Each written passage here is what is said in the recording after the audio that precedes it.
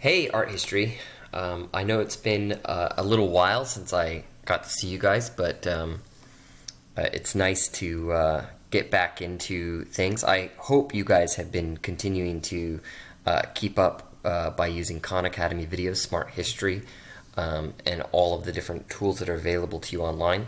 If you're watching this screencast right now, you can also see that there are several other tools that are now available online for you.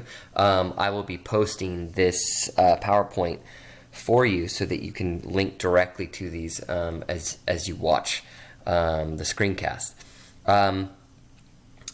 We've been out of school for about a week, and I just want to kind of like give you guys an update on where things are headed. Nationally, the College Board has still decided to do AP testing. AP testing will be conducted at home on a device of your choosing.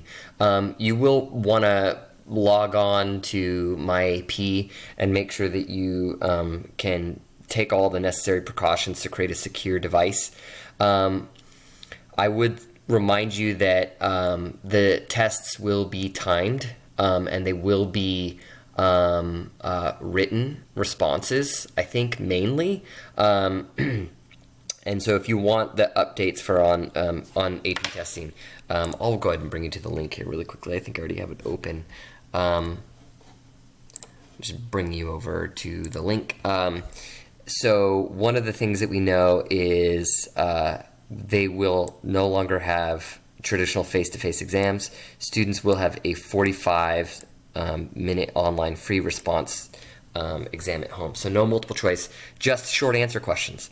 So I think that's important to remember is you're going to be writing. That's the big idea. If we scroll down and we look at art history down here, this is the really interesting thing that they've decided to do. You're only going to be tested on units 1 through 6. You will not be tested on units 7 through 10. So for example, unit 9, the Pacific, which we did, not going to count. But unit 7 and 8, which one of those is on Asia, which we didn't do at all. You don't have to do it all. Unit 10 on Global Contemporary, you don't have to do it all. So we're going to take just a moment, and this is the other link that I have here for Content Area 6, 1 through 6, which is number 3 on the agenda here. I just want to jump over there really quickly and remind you guys that like we did 1, 2, 3, and 4 already. We did most of 4, and we already did 5 as well, and we did 6 as well. So if you need a quick refresher, I know it's probably been a while. Unit 1 is obviously the global prehistoric, and let's see if I can get there quickly. Yeah, global prehistoric. So this is all the stuff from the global prehistoric. So go through your Smart History, go through your Khan Academy, go through that stuff. When we get to Content Area 2 is the ancient Mediterranean. So ancient Greece, Rome, the Sumerians, so the ancient Near East, the ancient Egyptians. So you're going to want to go through and make sure that you review all that stuff. I'll upload anything that I have. I highly recommend that you guys pull out any notes sheets that we made together. So I know that we did, for example, the Niobe crater. We did some note sheets. Pull out your stuff on the Parthenon, on the Acropolis, review that stuff. I'm going to link some stuff to Google Classrooms as well so that you can do that. So that's Content Area 2. When we get to Content Area 3, that's where we get to mainly like Europe. So Europe, like Judaism and early Judaism and Christianity. So 200 CE to 1750. So things like the Catacombs of Priscilla, and then we start looking at Bibles and churches, the Byzantine Empire, all of those things, Hagia Sophia, all the way through Gothic architecture. One of the things you may note is that I believe Unit 7 is Islamic art, and it's not on the test. Does that mean there won't be any Islamic buildings on the test? Not true at all. In fact, there will be. The Alhambra, which we studied, the Court of the Lions, is in Unit 3, and so that will definitely make it onto the test. Content Area 3 also includes the Renaissance, early Renaissance, high Renaissance, all the way through the Baroque period. Also includes another mosque, the Mosque of Sultan Selim II. I know it's around here somewhere. It's in the, yeah, there it is right there. It's like smack dab right in the middle of the Baroque section in Edirne, Turkey. Make sure you guys brush up on that stuff. So content area 3 gets us basically through the end of the Baroque and then into the very beginnings of like the Rococo, scientific revolution, which we were sort of studying before we left. I will also point out that in content area 3, a couple of important things to note is that you have a lot of New World pieces. So we didn't get a lot of time to talk about the Virgin of Guadalupe and the sort of the shell inlays in that, or the Costa paintings, like this one by Juan Rodriguez Juarez, number 97. So you're going to want to make sure that you go through that. We also talked a little bit about the screen with the Siege of Belgrade and the hunting scene, so you're going to want to make sure you go through that as well. Those are all New World pieces, part of the Spanish Empire. So that gets us through content area 3. When we get to content area 4, that's what we were working on when we left. A couple things I want you guys to note. Content area 4 is 21% of the exam. That's 21% of content areas 1 through 10. If you take the last 4 content areas, 4 through 10, and you chop them off, the weighting for this section naturally goes up. So I would make the educated guess that this is probably somewhere in the range of 30 to 35% of the test. This is a big section. Notice it's 1750 to 1980. That's a huge chunk. This is going to get us from like this is going to get us from basically neoclassicism and the Rococo. Here we go right here. All the way through to the 1980s, so modern art. This is what we were working on when we left. This is where I'm going to pick up from in another screencast, but I wanted to make sure you guys were aware of that. A couple things to note. This piece right here of Sor Juana Inés de la Cruz is also New World Spain, so Mexico. We already talked about a lot of the neoclassical works, some of the romantic works. And so we're going to kind of pick up from there and make sure that we get this section done. This goes, just for a quick preview, this goes all the way through to works like Kandinsky's improvisations, which are non-representational art.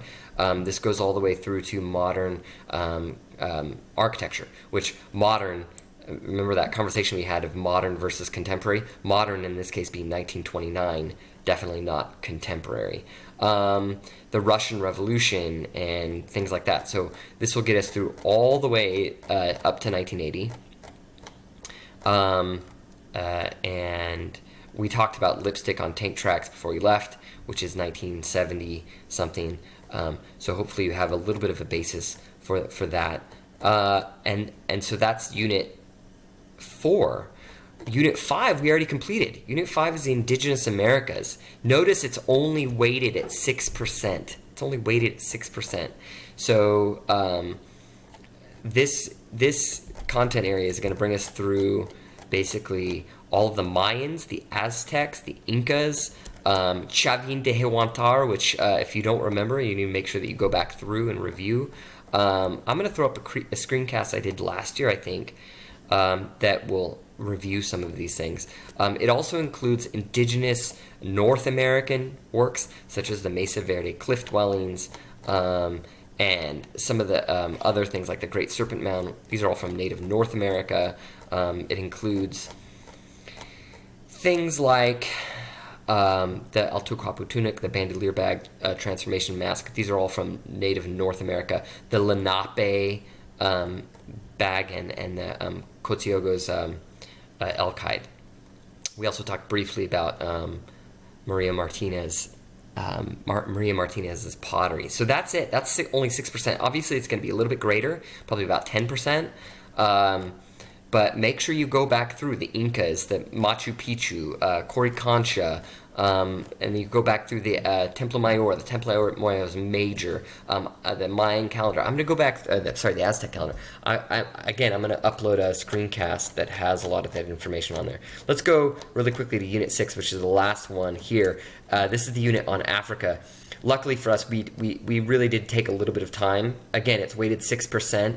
probably going to be more like 10% because of the shortness of this. This is the last unit that they're going to be testing you on. But we did very little on this. But we did all the pieces, but we sort of ran through it. So this would be a really good one to make sure that you guys go through and review, do some note-taking guides. We did some note-taking guides, for example, on the Great Mosque of Jenne, and how it has aspects of being a traditional mosque and a non-traditional mosque.